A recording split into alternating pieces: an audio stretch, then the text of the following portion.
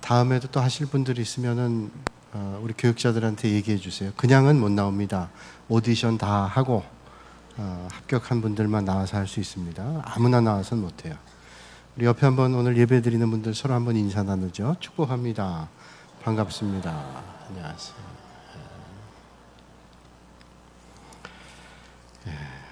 오늘 집사님 이렇게 그 기타 치는 걸 보면서 저희 옛날에 중고등학교 다닐 때 기타 배우러 열심히들 다니고, 저도 왕년에 좀 배워봤거든요. 저도 왕년에 배워봤는데 음악성이 안 돼가지고 로망스만 한 3달 차다가 로망스를 완전히 통달하고 더 이상 배울 게 없다 그러고 하산을 해서 로망스만 지금까지 칩니다. 근데 저렇게 치는 게 보통 실력이 아닌데 감사합니다. 아까 말씀드린 대로 찬양하니까 얼마나 좋아요. 그래서 가족들이 나와서 찬양하고 또 이렇게 우리 성도들이 함께 찬양해서 함께 하나님 앞에 영광 올려드리는 우리 여러분들이 다 되시길 바랍니다. 우리 교회도 한번 또 시간 되면, 예전에도 했었는데 우리 가족 찬양대 한번 해가지고 또 한번 하나님 앞에 영광 올려드리면 좋겠다는 생각이 뒤에서 들었습니다.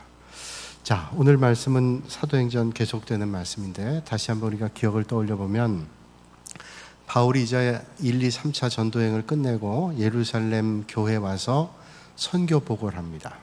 바울이 예루살렘 교회로 가면서 이제 거기에 어떤 일들이 있을지 도저히 예측할 수 없는, 틀림없이 어려움이 올 거라는 생각을 가지고 예루살렘 교회에 왔어요. 예루살렘 교회에 와서 예루살렘 교회 지도자인 예수님의 동생인 야고보, 그리고 여러 장로님들 또 지도자들 앞에서, 성도들 앞에서 선교복을 합니다.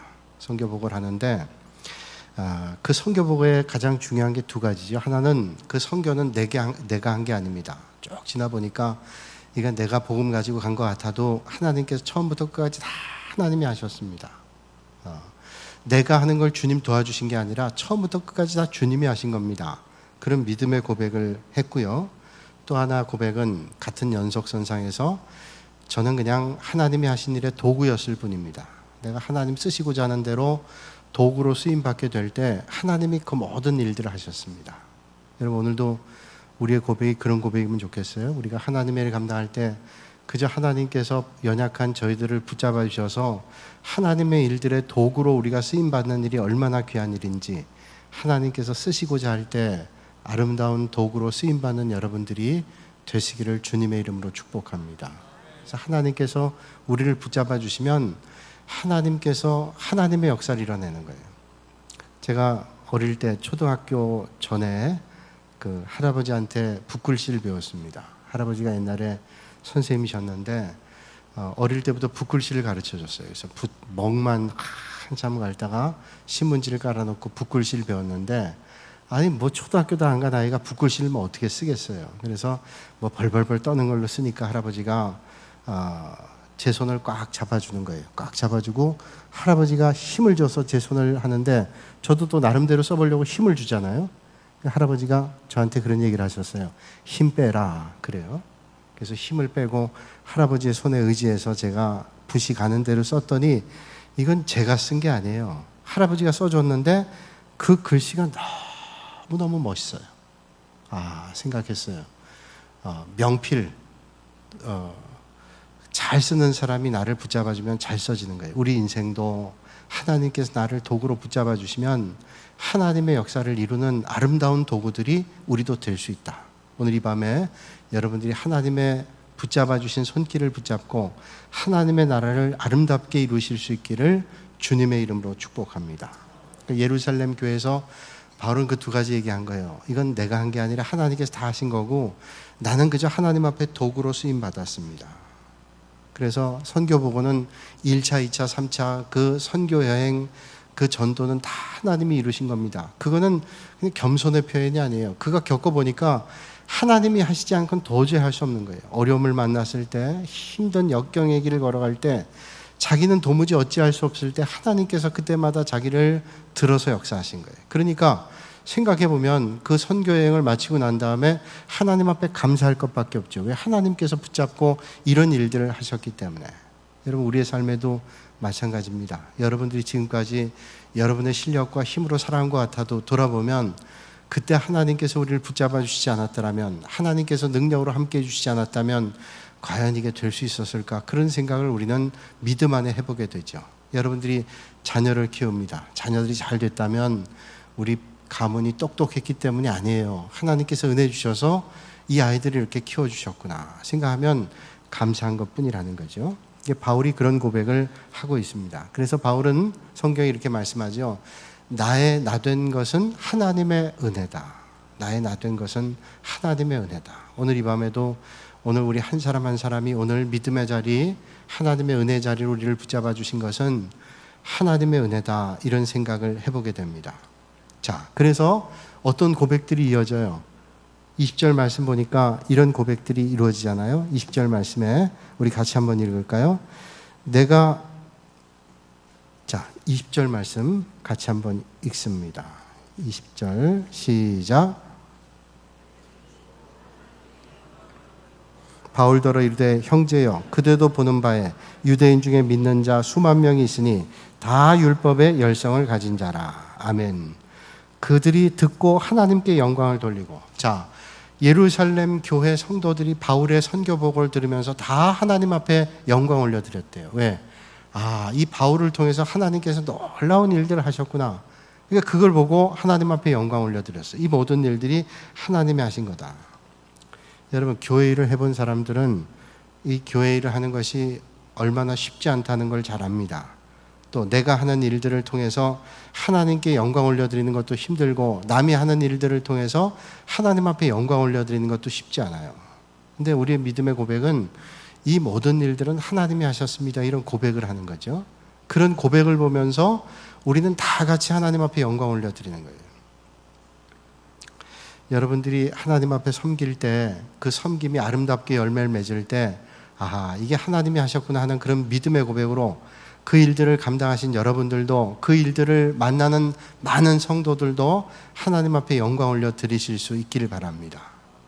제가 부산에서 목회할 때 그 대신방을 할 때 이제 어려운 가정에 신방했어요. 보통 그 동네는 아주 어려운 동네인데, 어딘가 하면 부산에서 이제 생활하기 어려운 분들이 이제 뭐 월세나 또 전세로 있다가 집값이 오르니까 조금씩 밀려나가죠. 밀려나가서 부산에서 조금 외곽 지역입니다. 그걸 이제 반송이라고 하는 데인데, 거길 더 지나면 기장이에요. 해운대에서 동쪽으로 위쪽으로 올라가면 기장이라고 하는 곳이 있어요. 그런데 그 해운대에서 동쪽으로 쭉 가면 반송이라는 데를 지나서 이제 기장을 가게 돼요. 그러니까 해운대에서 조금 변두리가 반송이라는 데예요. 그러니까 집값도 오르고 생활이 어려운 분들은 자꾸 외곽으로 밀리다 보니까 서울에 살기 힘들면 점점 밀려나가잖아요. 강남에서 살기 힘들면 분당으로 밀려나가고, 외곽으로 밀려나는 것처럼 그렇게 밀려나가는 도시에 살았어요. 그래서 그 집에 신방을 하는데, 그 가정이 어린애 하나를 키우고 이제 엄마 아빠가 이렇게 사는 그 집이에요. 근데 이렇게 더울 때인데 대신방이 좀 늦게까지 했던 것 같아요. 그래서 그 집에 신방하는데 그냥 그 구역장님이 인도하는데 그냥 골목으로 차를 세워놓고도 한참 골목으로 가는 거예요. 그냥 어느 골목집에 다다랐는데 그 골목집 또 3층입니다. 3층에 올라갔는데 아주 조그만 집이에요. 뭐 아파트도 아니고 빌라도 아니고 연립주택 같은 아주 작은 그런 집이었던 걸로 기억하는데, 예배 드리고 났는데 뭐 얼마나 더운지, 뭐 선풍기 한 대 돌아가고, 뭐 요즘처럼 이렇게 에어컨 많을 때도 아니고 너무너무 더웠어요. 예배 드리고 나서 선풍기를 또 틀어주는데 그 선풍기 바람이 이렇게 고맙고 시원하더라.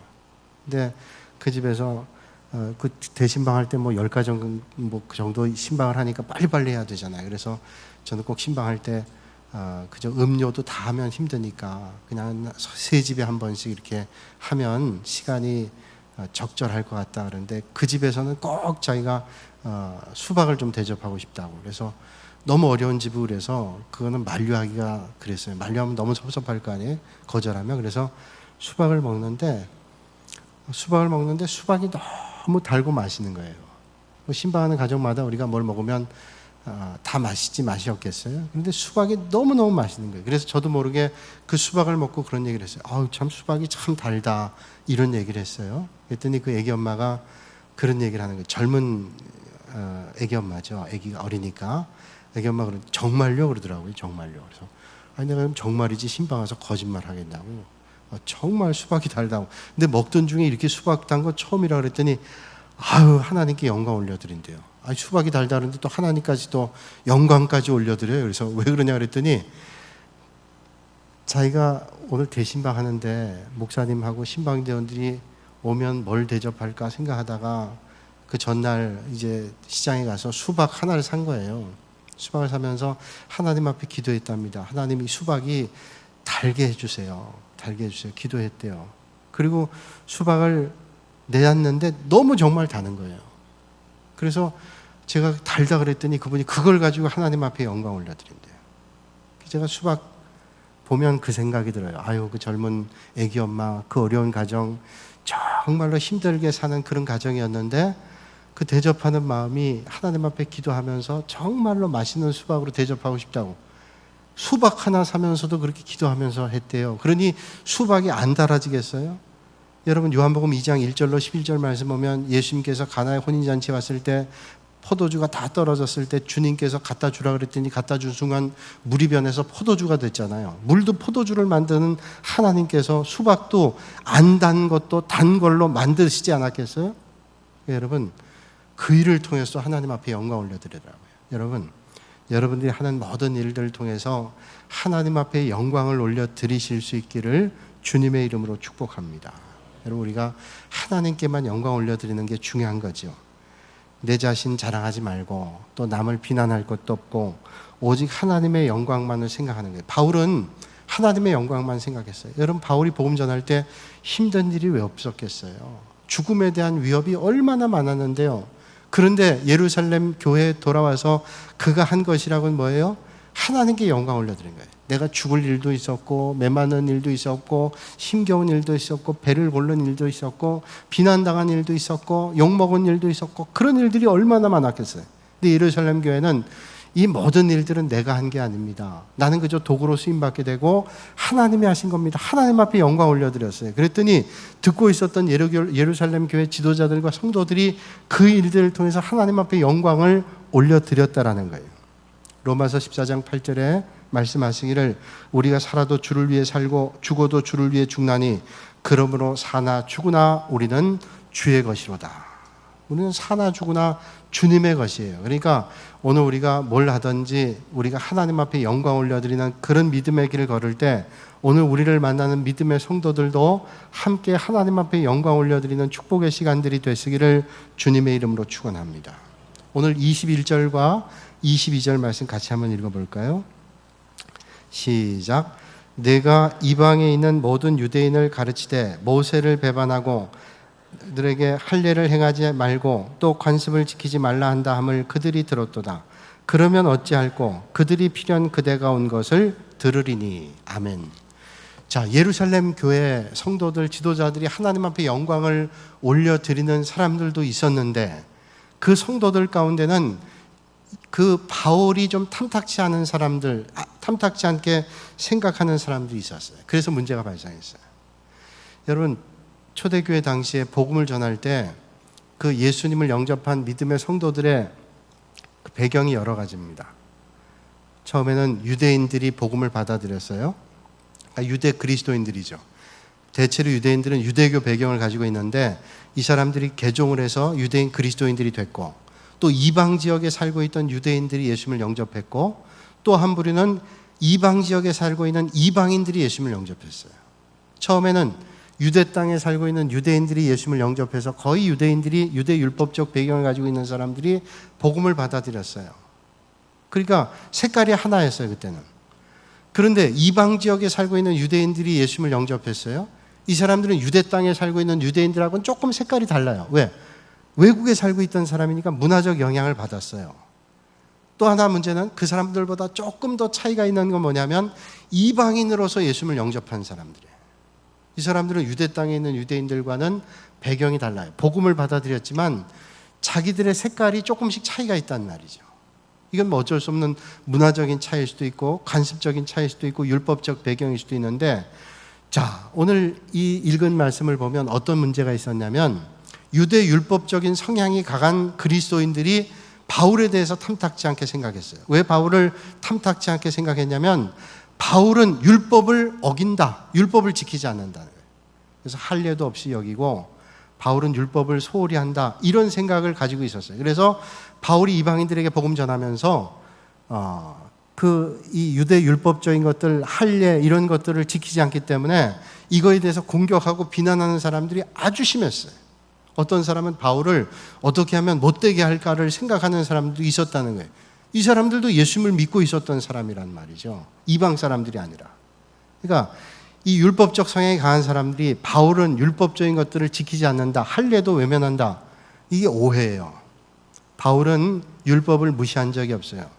바울은 율법을 복음으로 인도하는 몽학선생, 유치원 선생 정도로 생각했고 율법으로는 구원에 이룰 수 없다는 걸 가르치기 위해서 그런 거예요. 여러분, 율법 조항을 사람들이 다 지킬 수도 없고 율법 조항을 다 지킨다 할지라도 그 율법이 구원을 줄 수 없어요. 율법은 우리 예수 믿는 사람들이 어떤 지침과 교훈은 될 수 있을지언정 그게 구원은 안 돼요. 복음은 뭐예요? 예수 그리스도가 우리를 위해 십자가에 달려 죽으셨는데 그분을 믿으면 우리도 죽으면 부활하는 것과 마찬가지로 우리도 부활한다. 이게 복음이라는 사실이에요. 복음에 생명력이 있지, 십자가 보혈의 은혜가 생명력이 있지, 율법은 생명력이 있는 게 아니에요. 그렇다고 아무것도 아닌 건 아니라는 거예요. 또 바울은 할례를 무시한다고 생각했습니다. 왜냐하면 바울이 할례를 중요하지 않게 생각한다는 거예요. 왜냐하면 그 할례가 만약에 구원이라고 하는 것과 결부된 것이라는 초대교회 성도들이 오해가 있다면 차라리 할례를 받지 못하게 한 거예요. 왜? 할례가 구원의 중요한 요건은 아니라는 거예요. 근데 할례를 받아야 구원받는다라고 생각하면 그건 복음에 대한 오해잖아요. 그러니까 의도적으로 막았어요. 나중에 디도 같은 사람은 할례 받지 못하게 했어요. 그런데 그 전에 디모데 같은 경우는 할례를 받도록 권장했다는 거예요. 그러니까 여러분, 이걸 하면 저 사람들이 오해할 수 있기 때문에 복음의 핵심적인 내용에 대한 오해를 하지 않기 위해서 막았던 거죠. 그것을 비난하기 시작했어요. 그러니까 이런 일들로 바울을 해하려고 했던 유대 율법적 그리스도인들도 있었다는 거예요. 그래서 여러분, 이게 참 곤란했다는 거예요. 바울이 이런 것 때문에 어려움을 당했어요. 그럼 도대체 어떻게 해야 될까? 바울이 복음 전할 때 이방인들에게 복음 전했기 때문에 상당히 다른 문화를 만나게 됐을 거예요. 바울의 생각에는 항상 어떤 생각을 가지고 있었냐면 저 사람들이 어떻게 하면 예수님을 영접하게 될까? 여기에 관심이 있었어요. 그래서 어떤 것들은 복음에 위배되지 않는다면, 본질에 위배되지 않는다면 그런 것들은 좀 참았어요. 그래서 야, 넌 이렇고 난 이런데 다르다. 다른 것 때문에 다 내치지 않고 본질에 위배되지 않는다면 그걸 용납하고 받아들였어요. 왜? 그것 때문에 예수님을 영접하게 되면 좋다는 거예요. 그러니까 여러분, 바울이 항상 그 바울의 신학에는 그게 있습니다. 복음의 핵심적인 진실에는, 그게 진리에는 왜곡되지 않는다면 그 영혼들을 구원하는 방법을 여러 가지로 모색해서 구원받게 하는 거예요. 그런데 여러분, 이게 사실은 문제가 생겨나게 됐어요. 자꾸 이게 문제가 생기게 된 거예요. 여러분, 예수님께서 무리를 걸어오셔서 풍랑을 만난 제자들을 구하셨잖아요. 그때 풍랑에 있을 때 예수님께서 무리를 걸으시니까 베드로가 깜짝 놀랐어요. 처음엔 유령인 줄 알았다가 예수님께서 무리로 걸어오시는 걸 보고서 예수님이라면 나를 무리로 걷게 해주세요. 그래서 베드로가 몇 발자국을 무리를 걸었다고요. 그러다가 물속에 빠졌어요. 여러분 잘 아시죠? 왜 물속에 빠졌어요? 예수님을 바라볼 때는 물속에 안 빠졌는데 예수님을 바라보던 눈을 놓치게 됐어요. 왜냐하면 예수님 저기 계신데 가다 보니까 파도가 높아지니까 파도에 가려서 예수님이 안 보인 거예요. 그 순간 뭘 보냐면 눈이 예수님을 바라본 게 아니라 파도를 보고 물을 보게 된 거예요. 그러니까 그 물속에 빠지게 된 거예요. 여러분, 우리가 꼭 기억해야 될 게 있는데 예수님을 볼 때는 어려움들을 이길 수 있어요. 그런데 우리가 믿음 생활할 때 어떤 때는 시험이 오고 환란이 오고 풍랑이 오고 곤고한 일들을 만나면 우리의 눈을 어디에 뺏기는가 하면 거기에 뺏기는 거예요. 파도에도 뺏기고 풍랑에도 뺏기고 시퍼런 아주 시커먼 바다에도 우리의 눈을 뺏겨요. 그 뺏기게 되면 그 순간 두려움이 오는 거예요. 오늘 우리가 믿음 생활할 때 시험이 올 때, 어려움이 올 때, 환란이 올 때, 곤고함이 올 때 뭘 봐야 되냐면 항상 주님을 봐야 돼요. 근데 주님이 안 보이는 거예요. 왜? 파도 때문에. 그런데 여러분, 그때 믿음이 필요한 거 아니에요? 안 보일 때, 예수님이 안 보일 때 믿음이 필요하잖아요. 그냥 볼 때는 보는 대로만 가면 돼요. 안 보일 때 믿음이 필요해요.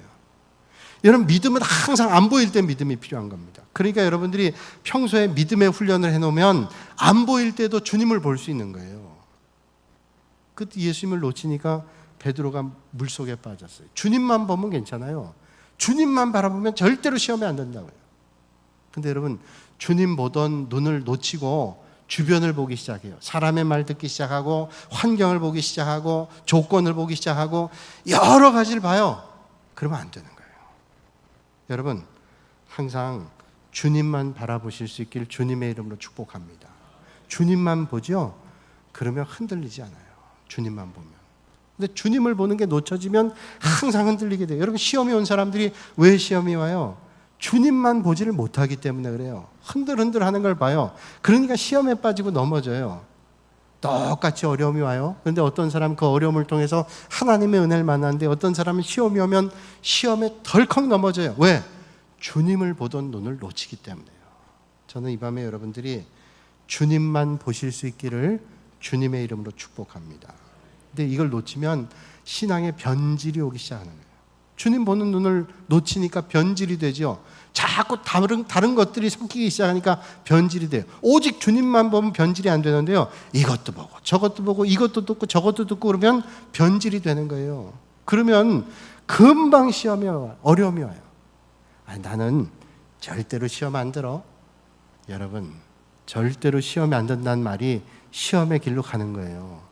나는 시험이 들 수 있다 생각하고 그 시험 드는 자리에 안 가야 돼요. 시험 드는 자리에 가면 항상 시험이 와요. 노름하는 자리에 간 사람은 노름하고요. 항상 악한 자리에 가면 악한 일들을 도모하게 돼 있어요. 여러분, 먹을 만지고 있는데 검은 게 안 묻겠어요? 다 묻기 마련이에요.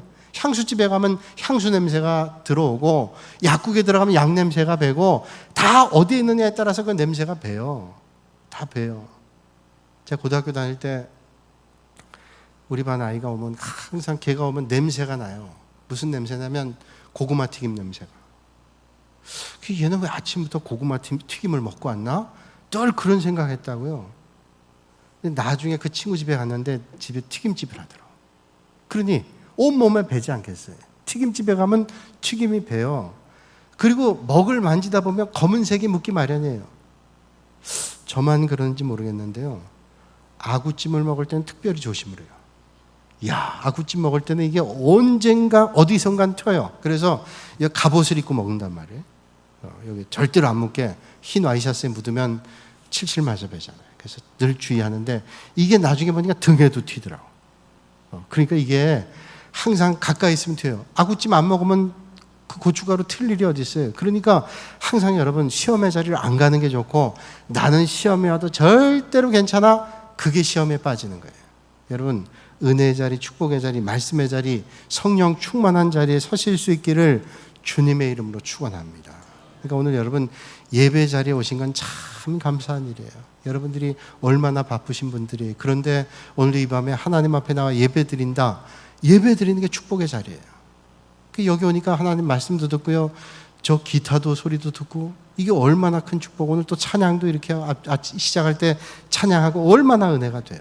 그러니까 여러분, 여러분들이 그저 힘써서 예배의 자리, 찬양의 자리, 축복의 자리, 은혜의 자리 날마다 서실 수 있기를 주님의 이름으로 축원합니다. 여러분, 요즘에 우리 교회는 다 초대교회로 돌아가잖아요. 그래서 신학도 말이죠. 다 초대교회로 돌아가자 그래요. 우리가 복음이 외국 사람들로부터 선교사님들에게 들어왔지만 이제 우리 교회도 성장해가지고 한국 교회도 초대교회로 돌아가자 그래서 초대교회 모습을 다 배웁니다. 그래서 예수님 당시에 초대교회가 어떻게 예배드렸냐, 그 초대교회가 예배드린 모습대로 우리가 예배드리자. 초대교회가 어떻게 섬겼냐, 초대교회가 섬긴 모습을 따라서 섬기자. 그게 예수님 당시에 가장 큰 모델이니까, 그게 원형이니까. 중세교회를 거치고 근대교회를 거치고 그러면서 모르는 사이에 교권이 들어온 겁니다. 교권. 그래서 교회가 있다 보면 조직이 필요하죠. 조직이 필요한데 이 조직이 교권이 돼가지고 이게 하나님의 복음보다 더 위에 설 때가 있어요. 그러면 안 되는 거예요. 그러면 안 되는 거예요. 그러니까 초대교회로 돌아가자. 어떻게 하면 주님을 따르는 믿음의 길인가? 그런데 요즘에 교회 제도들이 확장되면서 교권에 힘쓰다 보니까 이제는 본질을 잃어버리게 됐어요. 예수님의 말씀보다 교권, 제도 이런 것들이 더 자리를 잡게 됐어요. 그래서 어떤 교회는, 우리 교회는 제도를 다 없앱니다. 그래서 교회는 그저 오직 하나님의 말씀 중심으로 예배드리고 섬기는 거지 교회 무슨 계급이 필요합니까? 물론 직분은 계급이 아니에요. 그런데 그게 모르는 사이 계급이 된 거예요. 그러니까 이거는 주님 섬기는데 잘못했습니다. 다 내려놓고 다 평신도로, 물론 뭐 장로나 집사나 권사나 평신도고 교육자 평신도 이렇게 나눠지지만 그게 나도 모르는 사이 교권과 제도가 되면 이게 하나님께서 기뻐하시지 않는 모습이 됩니다. 그래서 이거를 다 없애야 된다, 이런 생각을 가지고 있는 사람도 있어요. 제도가 문제가 아니죠.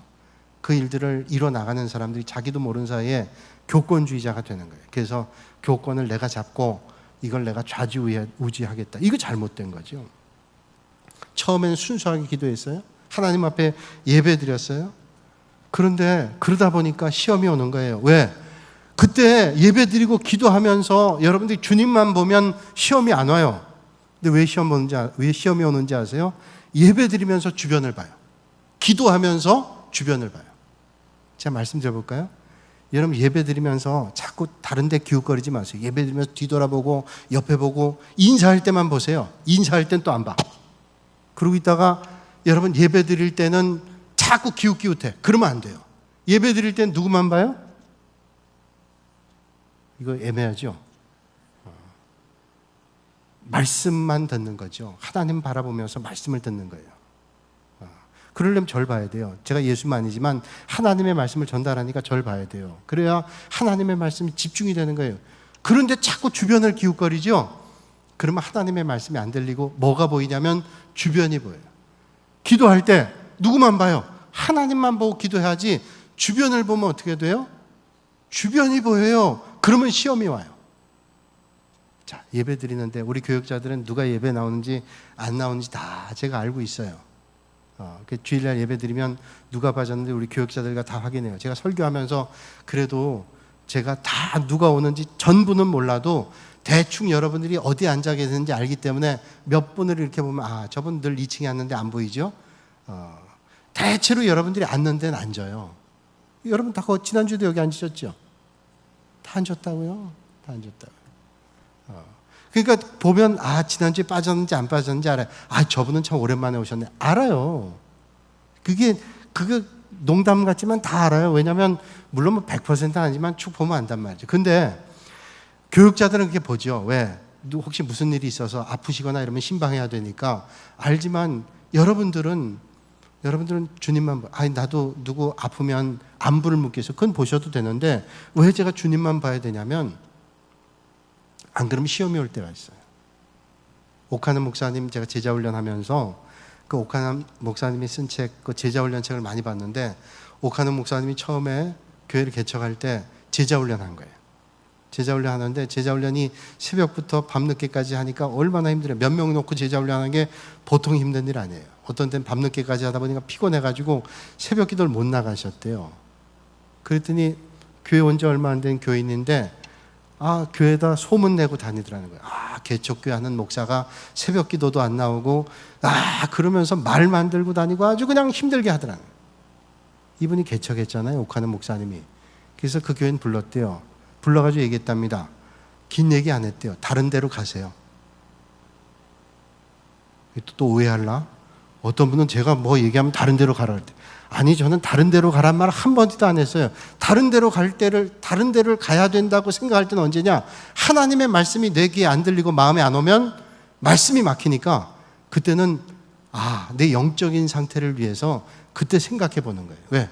계속 안 들리면 어떻게 돼요? 우리가 밥을 안 먹어도 몇 끼를 안 먹으면 건강을 잃게 되고 많이 굶으면 죽게 되는데 하나님의 말씀이 안 들어오는데 그때도 죽자고 다니면 죽는 거 아니에요, 영혼이?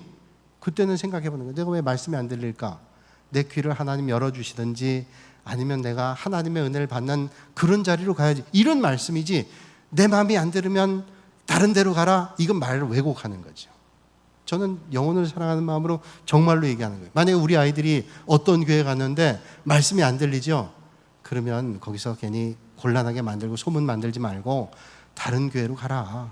너 은혜 받는 데로 가야지. 아니 몸에 병이 들어도 어떤 병원에 가서 치료가 안 되면 병원을 옮기는데 자기 육신의 질병을 위해서도. 그런데 영혼의 질병이 치료되지 않는 곳에서 거기서 계속 나가면 그 영혼이 치유가 돼요?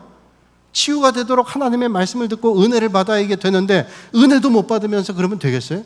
그게 정말로 올바른 얘기 아니에요. 자, 그래서 오카노 목사님 딴 데로 가라 그랬대요. 왜? 아니 당신이 은혜 못 받는 거는 못 받는 거지만 왜 다른 사람까지 시험에 빠뜨려서 그 영혼을 지옥불에 떨어지게 하면 당신도 못 가고 다른 사람도 못 가게 하는 것은 이게 얼마나 큰 죄인 줄 아냐.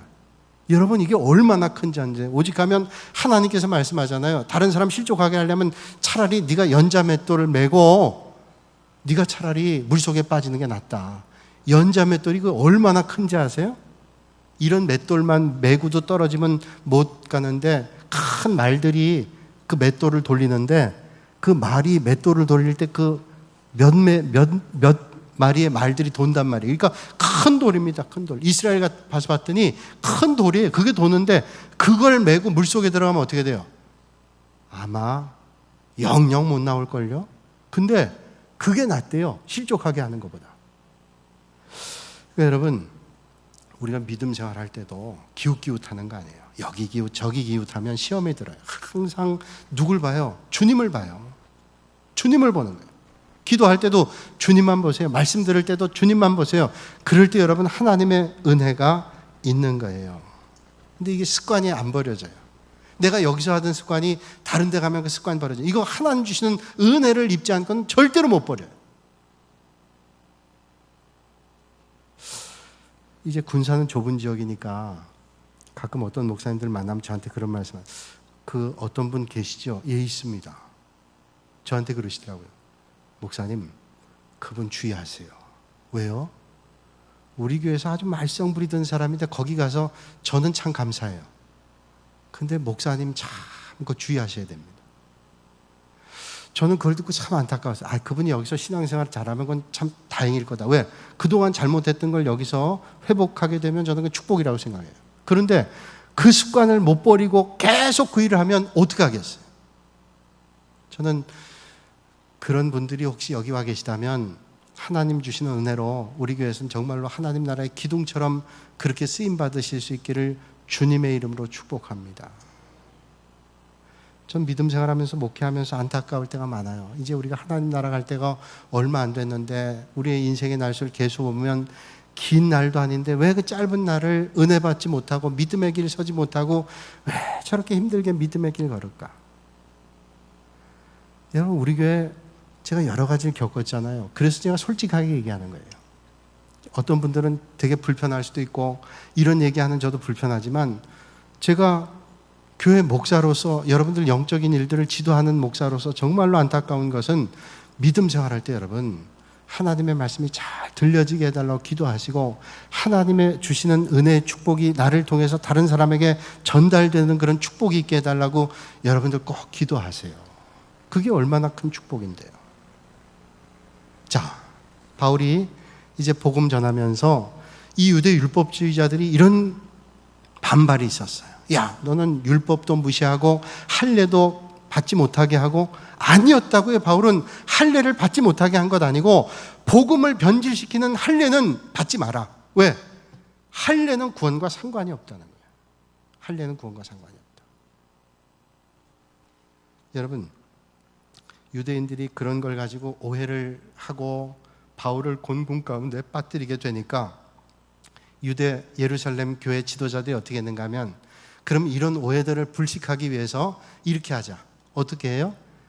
결례, 당시에 그 하나님 앞에 서원하고 결례를 행하는 사람들이 있는데 그 결례를 행하는 사람들의 비용을 네가 부담해라. 왜? 이거 율법적 전통인데 이 율법적 전통을 하는 사람들에 대한 비용을 바울이 좀 부담해라. 그러면 그 일들에 대해서 오해하고 비난하는 사람들에게 오해와 비난을 없앨 거 아니냐.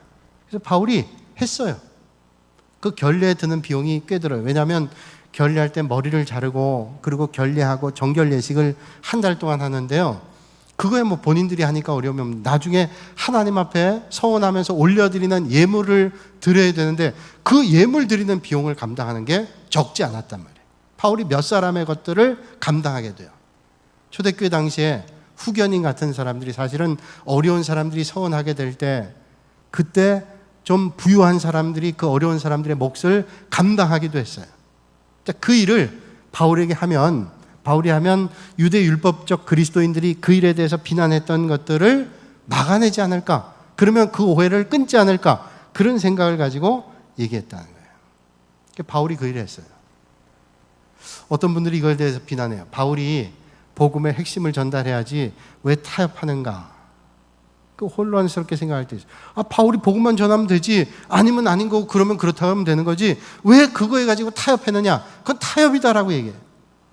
근데 바울은 그가 전하는 복음에서 그가 전하는 편지에서 이렇게 말하고 있어요. 고린도전서 9장 19절에서 22절까지의 말씀에 내가 모든 사람에게 자유하였으나 스스로 모든 사람에게 종이 된 것은 더 많은 사람을 얻고자 함이라. 유대인들에게는 내가 유대인같이 된 것은 유대인들을 얻고자 하며 율법 아래에 있는 자들에게는 내가 율법 아래에 있지 아니하나 율법 아래에 있는 자같이 된 것은 율법 아래에 있는 자들을 얻고자 하며 율법 없는 자에게는 내가 하나님께는 율법 없는 자가 아니요 도리어 그리스도 율법 아래에 있는 자나 율법 없는 자와 같이 된 것은 율법 없는 자들을 얻고자 합니다. 그러니까 바울은 모든 거에 자유로웠던 사람이에요. 복음에 분명한 확신이 있었던 사람인데 율법 있는 사람이나 율법 없는 사람들을 그들을 복음으로 인도하기 위해서 그렇게 접근했다는 거예요. 그러니까 타협이 아니죠. 그 영혼들을 건지기 위해서. 그게 바울의 선교적 정신이었어요. 그 영혼들을 하나님께로 인도하기 위해서. 그건 물론 내가 술 먹는 사람을 전도하기 위해서 술집에 가서 나도 술 한잔한다 그런 차원 아닙니다. 그런 차원이 아니라 저들의 문화적인 차원을 접근해가 나면서 어떻게 저들을 영혼을 전도할까 이런 거에 관심을 가졌다는 거예요. 지난번 태국에 갔을 때 그 선교사님이 이렇게 얘기를 하시더라고요. 인사할 때 여기는 상대방을 존중하는 것은 두 손을 모으고 이렇게 인사하는 겁니다. 근데 저는 그게 되게 불편했어요. 왜냐하면 우리나라에서 이렇게 인사하면 뭐예요? 이건 절에서 하잖아요. 보살들이 이렇게 인사하잖아요. 그러니까 이게 되게 불편해요. 근데 태국은 불교 나라니까 이렇게 인사하는데 이게 불교 그런 게 아니라 존경하고 존중하고 상대방을 대우하는 인사래요. 그러니까 이렇게 하래요. 이거 하기가 참 힘들더라고요. 그러니까 얼른 이렇게 하고 말고 이게 되게 불편했다고요. 이러면서 인사하는 거예요. 사와디캅 이렇게 인사하는 거예요. 그리고 또 뭐 해주면 고맙다 그러면 코쿤캅. 여자들은 사와디캅, 여자들은 코쿤캅. 캅과 카의 차이가 있어요. 근데 이게 되게 불편해요. 문화예요. 근데 이 선교사님 거기서 살면서 그 영혼들을 복음 전하기 위해서 이렇게 사와디캅 하는데 하나도 어색하지 않아요. 그러니까 이런 문화적 차원, 본질과 상관이 없는 것들은 그 영혼들을 구하기 위해서 바울은 이런 선교 전략을 가지고 있었다는 거예요. 바울은 그런 생각했어요. 모든 것이 하나님의 은혜로 이 일이 됐습니다. 그러면서 지금도 유대 율법주의자들에 대해서 그 영혼들에게 그런 오해를 막기 위해서 이 일들을 했다는 거예요. 그런데 바울이 결국은 그럼에도 불구하고 저들에게 결박당합니다. 결박당하게 돼요. 그래서 율법과 규례에 대한 것들을 가지고 공격을 해요. 근데 저들의 목적은 딱 하나예요. 저들의 목적은 바울이 율법을 지키고 안 지켰다 이걸 가지고 얘기는 하지만 그건 껍데기만이에요. 사실은 궁극적인 생각은 뭐냐면 바울이 율법을 지키고 안 지키고라는 건 허울이고요. 어떻게 하면 바울을 제거할까? 여기에 초점이 있었어요. 시기와 질투심. 그게 가득 차가지고 어떻게 하면 바울을 제거할 건가? 여기에 생각이 꽉 차 있었기 때문에 사실 율법을 안 지킨다, 할례를 안 한다 이건 껍데기뿐이고요. 저들의 중심은 뭐냐? 바울을 어떻게 하면 제거하느냐 여기 있었다는 거예요. 여러분 그러나 아무리 그래도 하나님의 역사는 막을 수 없고 바울을 제거한다 할지라도 하나님의 역사를 막을 수 있는 사람이 있을까요? 아무도 없어요. 이제 다음 주에는 그 결박 가운데서 하나님의 역사를 우리가 기대하면서 다음 주를 기대해 보죠. 이 시간 우리가 한번 함께 기도하겠습니다. 3분 동안 하나님 주시는 은혜를 기억하면서 오늘도 하나님 주신 말씀 붙잡고 내가 된 건 하나님의 은혜입니다. 하나님 맡겨주신 소명 잘 감당해달라고 3분 동안 함께 기도하겠습니다.